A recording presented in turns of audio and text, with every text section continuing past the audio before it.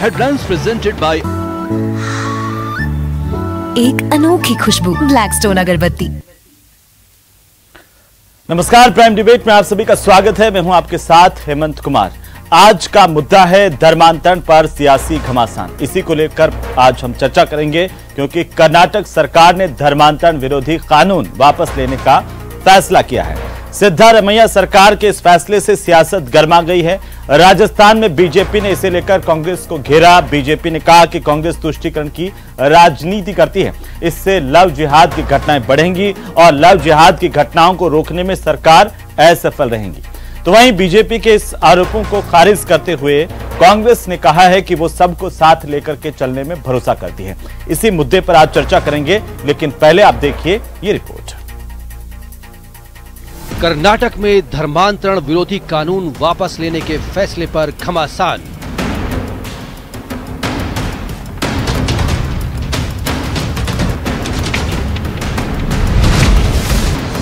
धर्मांतरण की घटनाओं से देश भर में बहस छिड़ी। कांग्रेस को आगाह करती है कि इस प्रकार के यदि ये टुकड़ा टुकड़ा गैंग के चक्कर में आकर के इस प्रकार की यदि कार्रवाई करेगी तो देश की जनता इसको बर्दाश्त नहीं करेगी। बीजेपी ने कहा तुष्टीकरण की राजनीति करती है कांग्रेस। कांग्रेस का मुस्लिम तुष्टीकरण की नीति पर ये देश के लिए बहुत ही चुनौती का काम है। देश की अखंडता और एकता के लिए और राष्ट्रवादियों से कांग्रेस नफरत करती है। कांग्रेस ने कहा सबको साथ लेकर चलने में विश्वास करते हैं। हमेशा से ही देश के विकास और सबको साथ लेकर के चलने में विश्वास रखती है। राजस्थान में 2 बार धर्मांतरण विरोधी बिल हो चुका है वापस। धर्मांतरण पर सियासी घमासान। तो राजस्थान के लिए चुनावी साल है और इस चुनावी साल में धर्मांतरण के मुद्दे पर एक बार फिर से बहस छिड़ गई है, क्योंकि हालिया दिनों में धर्मांतरण के केसेस भी सामने आए और अब कर्नाटक के रवैये के बाद में भारतीय जनता पार्टी कांग्रेस पर आक्रामक है, कई आरोप भी लगा रही है। आज इसी को लेकर के हम चर्चा करेंगे कि क्या धर्मांतरण के लिए किसी कड़े कानून की जरूरत है। हालांकि राजस्थान में 2 बार इस तरह का जो बिल है वो वापस हो चुका है। हमारे साथ एक खास पैनल है आज की चर्चा करने को लेकर के। मैं सबसे पहले उनसे परिचय करवा दूं। हमारे साथ राखी राठौड़ हैं, भारतीय जनता पार्टी की प्रवक्ता हैं, और साथ ही साथ प्रियदर्शी भटनागर हमारे साथ हैं, कांग्रेस पार्टी के प्रवक्ता। वहीं हमारे साथ सैयद साहिब आलम है, मुस्लिम नेता, और साथ ही AK जैन साहब हैं हमारे साथ में, वरिष्ठ अधिवक्ता के तौर पर समझाएंगे कानूनी बारीकियां। आप सभी का बहुत स्वागत है।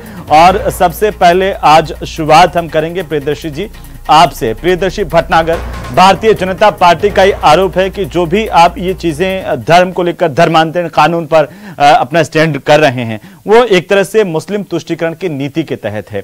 राष्ट्रवादियों का आप अपमान कर रहे हैं, ये भी कांग्रेस पार्टी ने बीजेपी ने आरोप लगाया है। देखिए, ना सिर्फ राजस्थान की जनता बल्कि पूरा देश जानता है कि भारतीय जनता पार्टी के पास में उसके खड़े रहने और उसके टिके रहने के लिए सिर्फ एकमात्र मुद्दा है। वो मुद्दा इनके पास में धर्म और जाति और तुष्टीकरण। इसके अलावा भारतीय जनता पार्टी के पास में आज तक ना तो मोदी जी के पास में ना राजस्थान में कोई मुद्दा आ पाया है। अब आज ये हम पे बोलते हैं कि हम तुष्टीकरण कर रहे हैं, जबकि इनको ये पता नहीं है कि पूरी जनता इनको अच्छी तरीके से जानती है तुष्टीकरण किसको कहते हैं। आप देख लीजिए, मोदी जी आए, मोदी जी के आते ही जो गोधरा है, गोधरा का कांड है, वो पूरा देश जानता है। ऐसी क्या बात हो जाती है कि जहां चुनाव होते हैं, जब चुनाव आने होते हैं, वहां पर आतंकवादी हमले, जातिवादी झगड़े ये क्यों होने लगते हैं। उसके अलावा आप देख लीजिए, जैसे हिमाचल के चुनाव आए तो कश्मीर फाइल आ गई, कर्नाटक आए तो उसके बाद केरला स्टोरी हो गई, अब राजस्थान में चुनाव आ गए तो अजमेर 92 आ गई। ये सारी बात कहां है। अगर भारतीय जनता पार्टी अगर राष्ट्रवाद में इतना ही विश्वास करती है तो ये क्यों नहीं घोषणा कर देते मोदी जी कि मैं भारत को एक हिंदू राष्ट्र बनाऊंगा। कहते क्यों नहीं है, डरते क्यों हैं, तब ऐसा क्यों नहीं कहते? क्योंकि इनका दिखाने का चेहरा अलग है और इनका एक असली जो चेहरा है वो एक अलग है, जो जनता के सामने धीरे धीरे आ रहा है। और उसी के कारण आज देख लीजिए इनके। तो आप ये कहना चाहते हैं प्रियदर्शी भटनागर की धर्मांतरण कोई मुद्दा नहीं है आपके लिए, या कहीं जबरन धर्मांतरण की स्थितियां नहीं है? देखिए, मुझे मेरी बात स्पष्ट करने दीजिए। हाँ कीजिए ना। मेरा कहने का स्पष्ट मतलब, पूरा मेरा कहने का तात्पर्य बिल्कुल स्पष्ट ही है कि कांग्रेस पार्टी किसी एक समुदाय या किसी एक जाति को लेकर बात नहीं करती है, पूरे समग्र समाज को लेकर, पूरी देश की विचारधारा को, धर्मनिरपेक्षता को लेकर बात करती है। कांग्रेस पार्टी भारत के संविधान में विश्वास करती है, प्रस्तावना में विश्वास करती है, परंतु भारतीय जनता पार्टी जो भारत के जो है ना प्रस्तावना है जिसके अंदर धर्मनिरपेक्षता, पंथ निरपेक्षता, धर्म की स्वतंत्रता, बंधुता, इन सारी चीजों को दरकिनार करके वो एक टारगेट राखी राठौड़, कांग्रेस कह रही है कि आपको धर्मांतरण और इस तरह के मसले तभी याद आते हैं जब चुनाव आते हैं। राखी राठौड़ जी,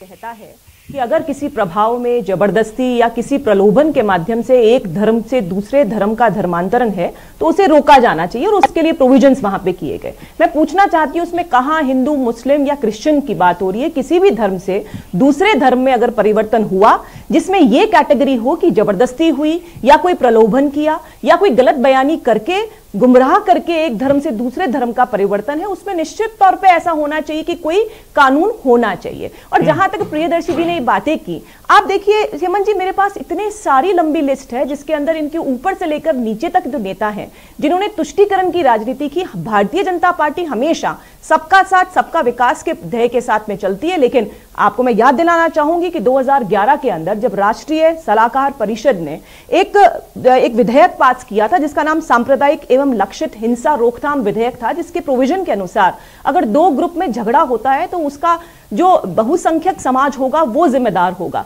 अगर कोई एक गैर हिंदू महिला के साथ में छेड़खानी भी होती है तो वो अपराध है, लेकिन हिंदू महिला के साथ बलात्कार भी हुआ तो वो अपराध की श्रेणी में नहीं आएगा। इस तरह के प्रोविजन करने वाली सोनिया गांधी जी राष्ट्रीय सलाहकार परिषद की अध्यक्ष थी उस समय। मनमोहन सिंह जी कहा करते थे कि देश के संसाधनों पे सबसे पहला अधिकार मुस्लिमों का है। मैं पूछना चाहती हूं, मोदी जी ने जब 12 करोड़ शौचालय बनाए तो उसमें यह नहीं देखा कि कौन सा मुस्लिम होगा। जब 80 करोड़ लोगों को अन्न धान मिलता है तो मुस्लिम्स को अलग नहीं किया जाता, चाहे टॉयलेट्स बने हो, चाहे घर बने हो, चाहे जल जीवन मिशन के माध्यम से हमने हर घर नल पहुंचाया हो, लेकिन कभी भी इस तरह का काम, और एक भी एग्जाम्पल बता दीजिए जिसमें हमने इस तरह का भेदभाव किया हो। यहां तक कि अशोक गहलोत जी का कल का, देखिए एक मिनट प्रियदर्शी जी, बीच में नहीं बोले, अभी कल का एक वीडियो बताना चाहूंगी गहलोत साहब का, जब एक महिला को कहते हैं कि घूंघट का जमाना गया और उन्होंने अपने हाथ से उस हिंदू महिला का घूंघट हटा दिया, लेकिन एक मुस्लिम महिला उसी जगह पे मिलती है तो बुर्के की कमियां बताने की उनको हिम्मत नहीं हो पाती कि हम बोले। मैं तो ये चाहती हूं सबके साथ एक सा व्यवहार हो। कर्नाटक सरकार ने हटाने का फैसला किया,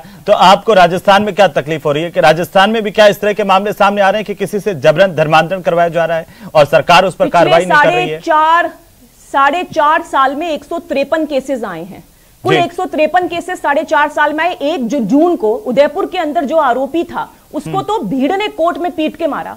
जोधपुर में, जयपुर में, भरतपुर में, जो ये पूरे हिस्से हैं, टोंक में, चूरू के तारानगर के अंदर ऐसे इंसिडेंसेस हुए, लगातार होते हैं। और ये सिर्फ और सिर्फ लव जिहाद की बातें बता रही हूं मैं जो आपको केसेस हुए हैं, इसके अलावा भी बहुत सारे केसेस। और एक बात और कहूंगी, आप लोगों ने अभी 1 घंटे पहले यूट्यूब पे एक सर्वे कराया जिसमें यह कहा कि अगर बड़े कड़े कानून से धर्मांतरण की घटना रुक सकती है। 80% लोग बोल रहे हैं, सिर्फ बीजेपी नहीं बोल रही है। हाँ। कड़े कानून होने ही चाहिए जिसकी वजह से, और ये सर्वे तो न्यूज 18 ने किया है, क्या बीजेपी ने मैनेज किया है क्या?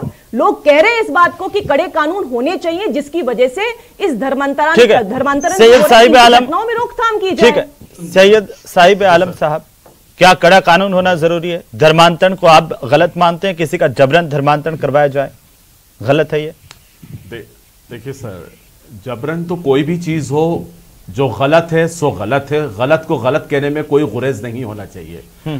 मैडम ने जो बात कही, इससे पहले भी इस तरह की एक गाइडलाइन सुप्रीम कोर्ट की तरफ से आ चुकी है कि जबरन किया गया धर्मांतरण, लालच में किया गया या दबाव में बनाया गया धर्मांतरण जो है वो स्वीकार्य नहीं है, वो दंडनीय अपराध है। ऐसे लोगों पे कार्यवाही होनी चाहिए और मैं समझता हूं इसमें कोई गलत भी नहीं है। क्यों? क्योंकि यह अनुच्छेद 14, 21 और 25 का भी उल्लंघन है। आप उठा के देख लीजिए इतिहास कि उससे पूर्व की जो सरकारें रही हैं किस तरह से उन्होंने बिल बनाए, अध्यादेश के लिए कॉपीज दी गई लेकिन पारित नहीं किया गया। पूर्व में भी जब राजस्थान में कांग्रेस की सरकार थी उस वक्त के जो गवर्नर हाउस में जब फाइल बना के भेजी गई थी धर्मांतरण की, तब यही कांग्रेस की सरकार के अंदर उस मामले को लंबित किया गया, लटकाए रखा गया। मैं समझता हूं कि कांग्रेस सिर्फ मुसलमानों को एक सब्ज चारा बना करके उनके ऊपर ये पिस्टल रख के चकला के दिखाना चाहती है कि सिर्फ एक सॉफ्ट कॉर्नर की वजह से हम मुसलमानों की वजह से तुष्टीकरण करते हैं, जबकि मुसलमान ये कह चुका है कि प्लीज आप हमें इन्वॉल्व मत कीजिए। इससे पहले भी अभी मैडम ने कहा कि जब मनमोहन सिंह की सरकार थी, हां थी, लेकिन पूर्ण रूप से बहुमत में होने के बावजूद, लोकसभा से लेकर राज्यसभा तक पूर्ण रूप से बहुमत में होने के बावजूद मुसलमानों की सच्चर कमेटी की सिफारिशों को लागू नहीं किया गया। तो कहां मुसलमानों को पहला हक मिला, कहां उनके संसाधनों के अंदर पहला हक मिला? तो अगर इस तरह के कानून आते हैं, इस तरह के कानून लाए जाते हैं, तो मेहरबानी करके इसे चुनावी एजेंडा मत बनाइए। जिस तरह से राम मंदिर चुनावी एजेंडा था लेकिन नजर नहीं आता, नहीं, आप इसका स्वागत करते हैं कि कड़े कानून होना चाहिए, कड़ा कानून होना चाहिए, क्योंकि इसका कोई धर्मांतरण करवा ले ना, लाइए, इससे मुसलमान भी महफूज होगा। आप लिख के रख दीजिए, इस तरह के धर्मांतरण के कानून लाने से मुसलमान भी महफूज होगा, क्योंकि अभी आपने देखा होगा। छोटी सी टिप्पणी चाहता हूं, प्रियदर्शी भटनागर जी, प्रियदर्शी जी, छोटी सी टिप्पणी। देखिए, मुसलमान भी चाहता है कि इस तरह के कड़े कानून हो, फिर आप बैक स्टेप क्यों जाते हैं? किसको खुश करने की कोशिश कर रहे हैं? देखिए सीधी सीधी बात है, भारत के संविधान में और भारतीय दंड संहिता में ये प्रोविजन है कि जबरन, चाहे वो धर्म परिवर्तन कराया जाए, चाहे कुछ भी कराया जाए, लेकिन इसके बावजूद भी धर्म परिवर्तन तो हो रहा है ना जबरदस्ती।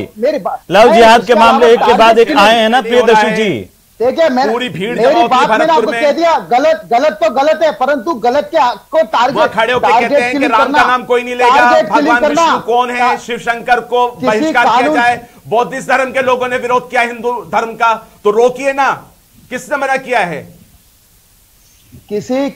किसी कानून का सहारा लेके टारगेट किलिंग करना बिल्कुल कतई गलत है। आज राखी जी जो लिस्ट बता रही है, मैं इनसे पूछना चाहूंगा कि लिस्ट में ऐसे नेताओं के नाम भी है क्या, ऐसे आरएसएस के और ऐसे बीजेपी के नेताओं के नाम भी हैं क्या, जिन नेताओं के परिवार के अंदर मुस्लिम परिवार? प्रियदर्शी जी, अगर कोई कानून कड़ा इस तरह का बनता है तो तकलीफ क्या है, परेशानी क्या है? एक जैन साहब, मैं आता हूं आपके पास में, आता हूं दोनों के पास में। जैन साहब, एक बार जैन साहब की टिप्पणी जाए, एक बार जैन साहब की टिप्पणी जाए। राखी जी, एक मिनट, राखी जी, एक तरफा बात करते हो, राखी जी, एक मिनट का नाम नहीं होगा। एक मिनट, मैं प्रियदर्शी जी वापस आ जाऊंगा। जैन साहब बड़ी देर से इंतजार कर रहे हैं। जैन साहब, कानूनी पहलू क्या हैं? क्या वाकई बीजेपी कह रही हैं इस तरीके से कैसे से आए हैं और उन पर कोई कठोर कार्रवाई बिना कानून की वजह से नहीं हो पा रही, और इसी वजह से ये धर्मांतरण का खेल बड़े स्तर पर चलता जा रहा है? देखिए, धर्मांतरण का खेल के फिगर्स क्या हैं, ये तो अभी तक कोई ऑफिशियल ऐसा नहीं आया है कि कोई अलार्मिंग फिगर्स हो, परंतु जो कर्नाटक के कानून को लेकर आज हम बात कर रहे हैं, कर्नाटक का कानून 21-22 में, मतलब अर्थात एक साल पहले ही लाया गया था, और जब कांग्रेस का घोषणा पत्र शायद था तो उसमें उन्होंने कहा था कि हम इसको वापस ले लेंगे। इस कर्नाटक के कानून में और जगह क्योंकि 10-12 स्टेट्स में और भी इस तरीके के कानून है, मध्य प्रदेश है, छत्तीसगढ़ है, झारखंड है, और तो और जब कांग्रेस की सरकार हिमाचल प्रदेश में थी तो वीरभद्र सिंह हिमाचल प्रदेश में भी इस तरह का कानून लेकर आए थे, उत्तर प्रदेश में भी है, और कुल 10-12 स्टेट्स में इस तरह के कानून ऑलरेडी एग्जिस्ट करते हैं।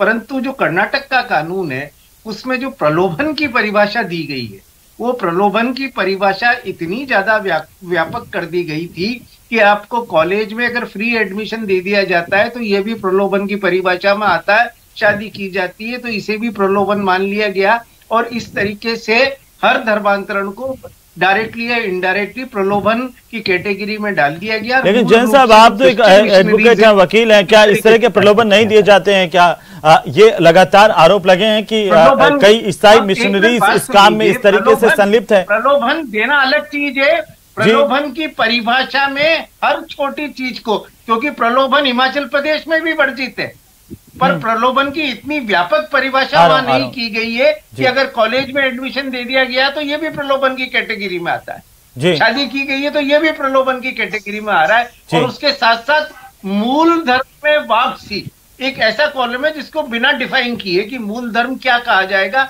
उसकी वापसी को इस परव्यू से बाहर रखा गया है, क्योंकि धर्मांतरण के कानून को सुप्रीम कोर्ट ने रोक जो सतह को वैलिड डिक्लेयर किया है। इसी तरह के कानून छत्तीसगढ़ में भी हैं, इसी तरह के कानून झारखंड में भी हैं, और इसी तरह के कानून हिमाचल प्रदेश में हैं, उत्तर प्रदेश में और भी कई स्टेट्स में।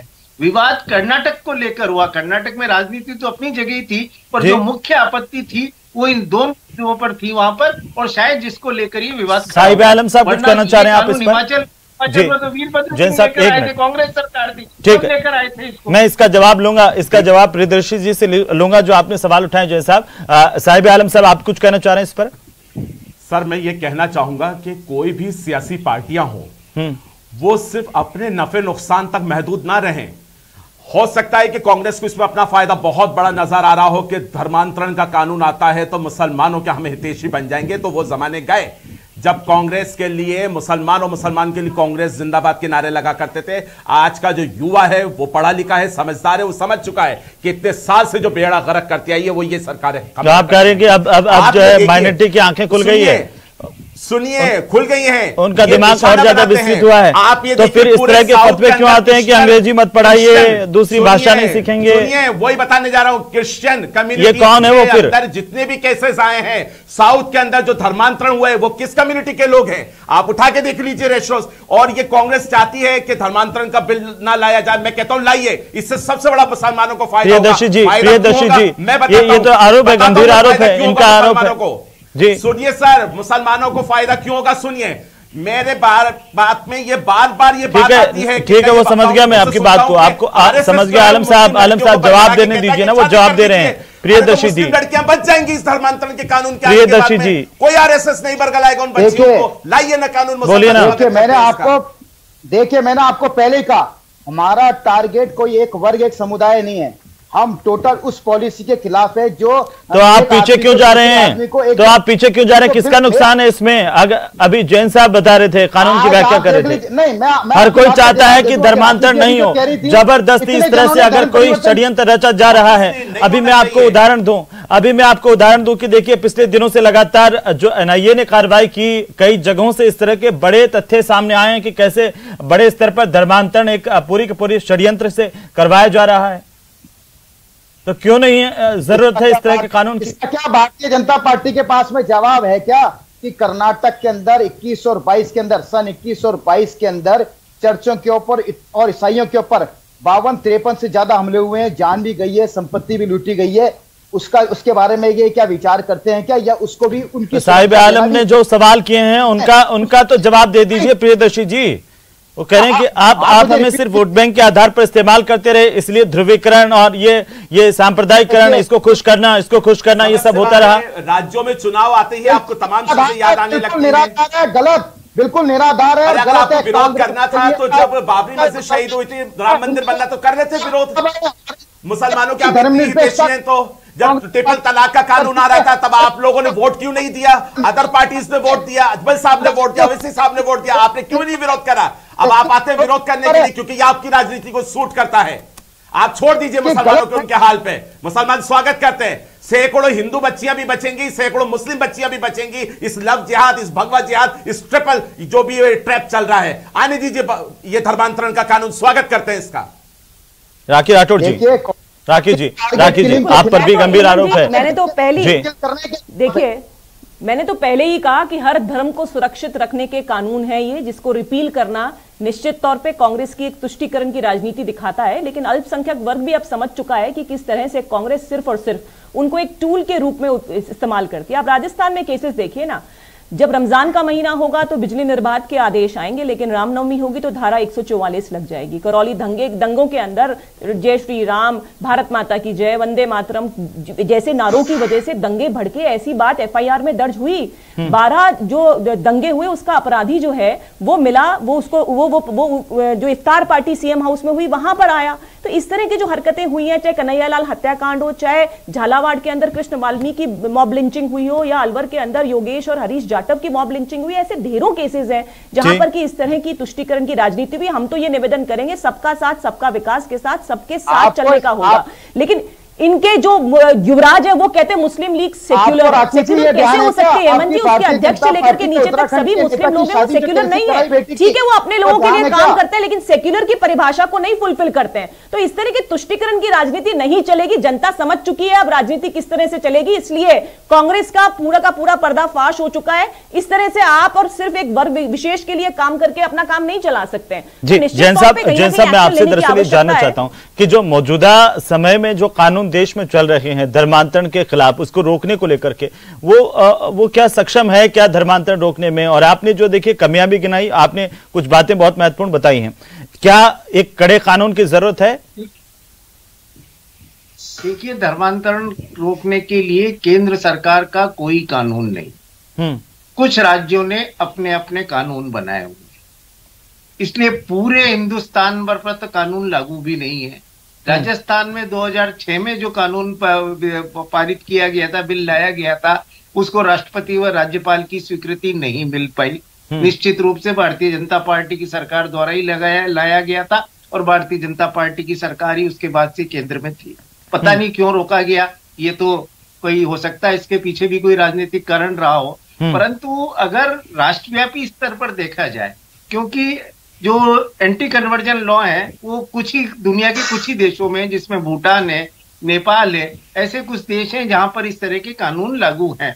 यहाँ पर अगर समस्या है, क्योंकि सबसे बड़ी बात हिमाचल प्रदेश जैसे राज्य में जब कांग्रेस स्वयं लेकर आई थी, मेरे ख्याल से ये तो सभी लोग कहते हैं कहीं ना कहीं इस कानून की आवश्यकता है, तो सबसे बेहतर रहती कि केंद्रीय स्तर पर अगर इसका कानून बन जाए, तो जो राज्यों में अलग अलग कानून बने हुए हैं और उनमें आपस में अलग अलग डेफिनेशन है, जैसे कर्नाटक के राज्य में कुछ और डेफिनेशन है, मध्य प्रदेश में कुछ और है, हिमाचल प्रदेश में कुछ और है, तो वो विसंगतियां समाप्त हो जाएंगी। और कानून कड़े होने से ज्यादा इस बात की जरूरत है कि कानून साफ सुथरा हो और कानून को लागू किया जाए। नहीं, इसमें किसी को क्या तकलीफ हो सकती है कि अगर कोई धर्मांतरण कर रहा है तो उसको प्रशासन को इत्तला कर दें या जिलाधिकारी से उसकी अनुमति ले लें, उसमें क्या दिक्कत हो सकती है? ये विवाद तो तभी पैदा होता है ना जब आप इस तरह की चीजों पर भी जबरन धर्मांतरण के विषय में रोक लगना तो आवश्यक है ही। और शाह आलम साहब तो कह रहे हैं खुद हम इसका सम्मान करेंगे, फिर ये राजनीतिक हथकंडा क्यों बनाया जा रहा है? प्रियदर्शी जी, मत सेकिए आप मुसलमानों के नाम पे रोटी के, मुसलमानों को बचाया जाएगा, मत बचाइए। मुसलमान इतना सक्षम है, अपनी हिफाजत खुद कर लेगा। आप लाइए कानून, भाईजान, हिंदू भाईजान हमें भी तो कुछ बोलने दीजिए। अरे प्रियदर्शी जी बोलिए ना। बोलिए सर, बोलिए सर। वो दिन दूर नहीं है, अगर भारतीय जनता पार्टी की चले तो क्रिसमस वाले दिन सेंटा क्लॉज अगर कोई गिफ्ट देता है तो ये उसको भी प्रलोभन के दायरे में लिया है। यही कोशिश इनकी है। कैसी बात कर रहे हैं? के कारण कोशिश के कारण सेंटा क्लॉज गिफ्ट दे और प्रलोभन की कैसे बात कर रहे हैं आप? प्रलोभन और क्या हमारे सामने ऐसे उदाहरण नहीं है जहां पर धर्मांतरण जबरन करवाया गया है? लव जिहाद के मामले क्या सामने नहीं आए हैं? क्या बहन बेटियों को भगला करके उनके साथ में इस तरह की हरकतें नहीं हुई है? राखी राठौड़ जी वो कह रहे हैं कि आपकी मानसिकता तो ये है कि सेंटा क्लॉज के गिफ्ट को भी आप प्रलोभन समझ लेंगी। राखी जी, बिल्कुल छोटी मानसिकता, छोटी ही बात करेंगे, लेकिन जिस तरह की स्थिति एक्चुअल ग्राउंड पे आती है, और हेमंत जी आपने तो देखा है कि जयपुर में अभी पिछले साल इस तरह की बात आई कि किसी मुस्लिम लड़का अगर हिंदू लड़की से शादी करता है तो 25 लाख रुपए तक मिलेंगे। इस तरह की बातें, और जिस तरह से भरतपुर के अंदर सामूहिक विवाह सम्मेलन में हिंदू देवी देवताओं के प्रति जिस तरह की एक प्लेज ली गई, इस तरह की हरकतों को रोकना चाहिए और उसके लिए जरूरी है कि कानून बने जिससे हर धर्म सुरक्षित रहे। हम तो कह रहे हैं सब धर्म सुरक्षित रहे, तभी ये राखी जी जैन साहब तो कह रहे हैं कि सेंट्रल लेवल पर आप, केंद्र में आपकी सरकार है, आप ही पूरे देश के लिए कानून बनवा दीजिए, कहां दिक्कत है? बिल्कुल देखिए, यूनिफॉर्म सिविल कोड के अंदर भी इन चीजों को शामिल किया जाएगा। जो लॉ कमीशन है उसने सुझाव मांगे हैं राज्यों से, और ये राज्यों का विषय है, राज्यों को फ्री किया हुआ है। जैसा जैन साहब ने भी कहा कि लगभग 11 राज्यों ने अपने लेवल पर, क्योंकि हर राज्य की परिस्थिति डिफरेंट है, उस परिस्थिति के हिसाब से राज्यों को कहा गया है, क्योंकि ये स्टेट लिस्ट के अंदर आता है और स्टेट अपने लेवल पर इस तरह की पॉलिसीज बना करके इंप्लीमेंट कर सकता है। 2006 और 2008 में जब ये मसौदा गया था दिल्ली में, बिल्कुल संक्षेप में, और आज जो राखी जी कह रही थी कि देखिए 80% लोगों ने इस बात को माना, और वो हम टीवी स्क्रीन पर दिखा रहे हैं कि हाँ, अगर कड़ा कानून होगा तो इस तरह से धर्मांतरण जबरन करवाने की घटनाओं पर लगाम लग सकती है। इसमें किसी को कोई ऑब्जेक्शन नहीं है कि ऐसे लोग जो लड़कियों को फंसा करके उनका धर्मांतरण करवा रहे हैं, ऐसे लोग जो पूरी षड्यंत्र के तरीके से इसको अंजाम दे रहे हैं, उनको कार्रवाई होनी चाहिए। बात आगे इसमें रूपरेखा तैयार होती है तो मुस्लिम इसमें साथ है, तमाम स्टेक होल्डर्स की राय ली जाए।